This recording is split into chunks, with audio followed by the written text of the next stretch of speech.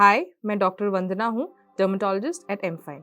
आज हम बात करेंगे हर्पीस रोग के बारे में, इसके कारण, लक्षण, जोखिम, जांच और इलाज के बारे में।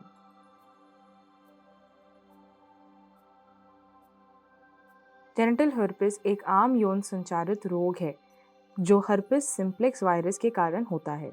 HSV1 और HSV2 ये दोनों वायरस जेनिटल हर्पिस के जिम्मेदार हो सकते हैं। हालांकि ज़्यादातर मामलों में HSV2 इसका कारण होता है, लेकिन HSV1 के कारण भी हर्पिस के मामले बढ़ रहे हैं।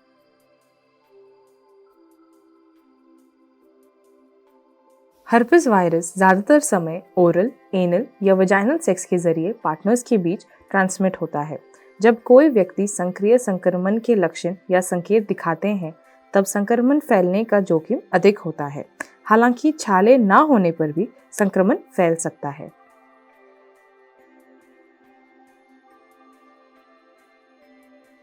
हर्पिस के लक्षण यह निर्भर करते हैं कि यह पहला दौर है या दोहराव वाला। बहुत से लोगों को कभी लक्षण नहीं होते। पहली बार में लक्षण सबसे गंभीर होते हैं। कई छाले बनते हैं जो दर्दनाक अल्सर में बदल जाते हैं। महिलाओं में ये योनि, वल्वा, नितिम, गुद्दा और जांघों पर हो सकते हैं। पुरुषों में ये लिंग, अंडकोश, गुद्दा, नितिम और जांघों पर प्रभावित कर सकता है। यह बीमारी वायरस के संक्रमण के कुछ ही हफ्तों बाद हो सकती है। लक्षण आमतौर पर 2 से 3 हफ्तों में अपने आप ठीक हो जाते हैं। ग्रॉइन में मौजूद लिम्फ नोड्स में सूजन होने से दर्द होता है और साथ ही फ्लू जैसे लक्षण जैसे कि जोड़ों का दर्द, बुखार और सर दर्द भी हो सकते हैं। जो पुरुष समलैंगिक संबंध बनाते हैं उनमें मालाशय या गुद्दा में सूजन का खतरा ज्यादा होता है, जिससे मल त्याग करते वक्त तकलीफ होती है। प्रारंभिक संक्रमण के बाद अर्थात लेटेंट स्टेज में वायरस रीढ़ के बेस पर नर्व या नस के बंडल में जाकर एक समय के लिए निष्क्रिय या इनएक्टिव हो जाता है। इस दौरान कोई भी लक्षण नहीं दिखाई देते। Recurrent episodes. कई लोगों को जेनिटल हर्पीस बार बार भी होता है। ऐसा तब होता है जब वायरस नसों से होते हुए त्वचा तक पहुंच जाते हैं, जिससे घाव हो सकते हैं। ये बार बार होने वाले संक्रमण अक्सर पहली बार के संक्रमण से कम गंभीर होते हैं।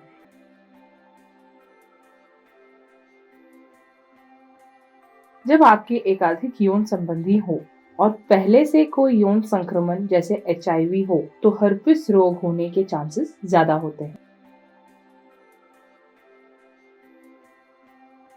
जेनिटल हर्पीस की पुष्टि करने के लिए डॉक्टर घाव वाले स्थान से कुछ कोशिकाएं एकत्रित करते हैं और उन्हें जांच के लिए प्रयोगशाला में भेजते हैं।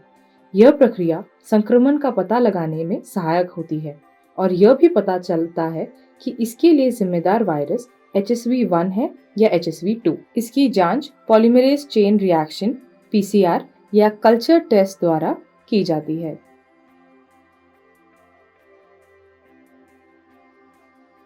यह पूरी तरह से ठीक नहीं हो सकता, लेकिन कुछ दवाएं इसके प्रकोप को रोकने में और इन्हें कम करने में मदद कर सकती हैं। रोजाना एंटी हर्पिस दवा लेने से संक्रमण होने की संभावना कम हो जाती है।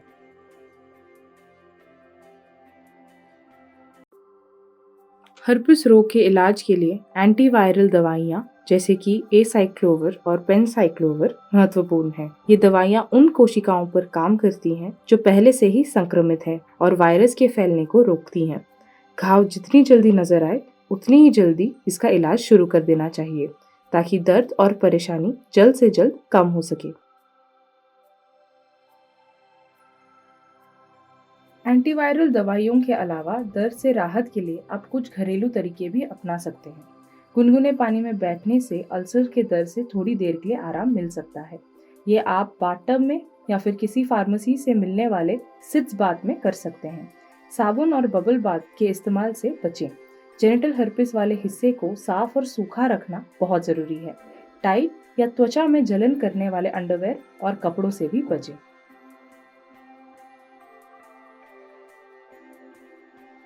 जिन लोगों को जेनिटल हर्पिस की समस्या है, उन्हें अगर लगे कि संक्रमण फिर से उभर रहे हैं, तो शारीरिक संबंध नहीं बनाने चाहिए।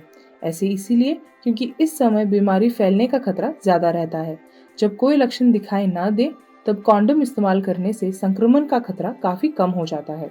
और हाँ, एंटीवायरल दवाइयाँ लेने से जेनिटल हर्पिस वाले लोग इस संक्रमण को दूसरे तक पहुँचने से रोक सकते हैं।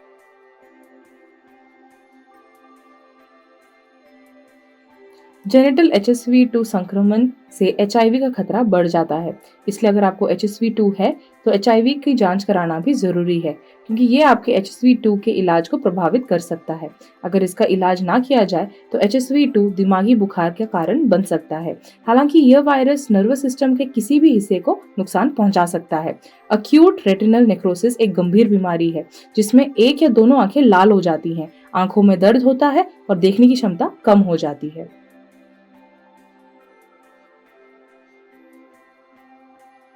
खुद से कभी अनुमान मत लगाइए कि आपको क्या बीमारी है। सही जांच और इलाज के लिए एक डर्मेटोलॉजिस्ट की सलाह लें।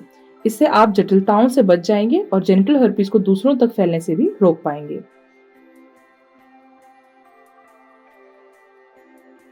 यह जानना कि आपको जेनिटल हर्पीस है बहुत तकलीफदेह हो सकता है। बहुत से लोगों को अपने साथी के साथ इस बारे में बात करने में मुश्किल होती है। कुछ लोग डरते हैं कि उनके साथी घृणा से प्रतिक्रिया देंगे और ये सोचते हैं कि वो उन्हें धोखा दे रहे हैं। कुछ इस बात पर भी हैरान हो सकते हैं कि कहीं उन्हें यह संक्रमण अपने साथी से तो नहीं मिला। इस बीमारी के बारे में खुलकर बात करने से मदद मिल सकती है, क्योंकि अक्सर यह बताना मुश्किल होता है कि आपको संक्रमण किससे या कब हुआ था। आखिरकार बहुत से लोगों के शरीर में हर्पिस का वायरस होता है और कोई भी जो यौन रूप से सक्रिय है संक्रमित हो सकता है। साथ ही जेनिटल हर्पिस का प्रकोप होने से पहले यह वायरस महीनों या सालों तक निष्क्रिय भी रह सकते हैं। जेनिटल हर्पिस का पता चलने से शर्म, डर और परेशानी की भावनाएं पैदा हो सकती हैं। हालांकि यह प्रतिक्रियाएं सामान्य हैं, यह याद रखना महत्वपूर्ण है कि जेनिटल हर्पीस को नियंत्रित किया जा सकता है। संक्रमित लोगों और उनके साथी के लिए शिक्षा महत्वपूर्ण है, ताकि वह जान सके कि क्या उम्मीद की जाए और अपनी सुरक्षा कैसी की जाए।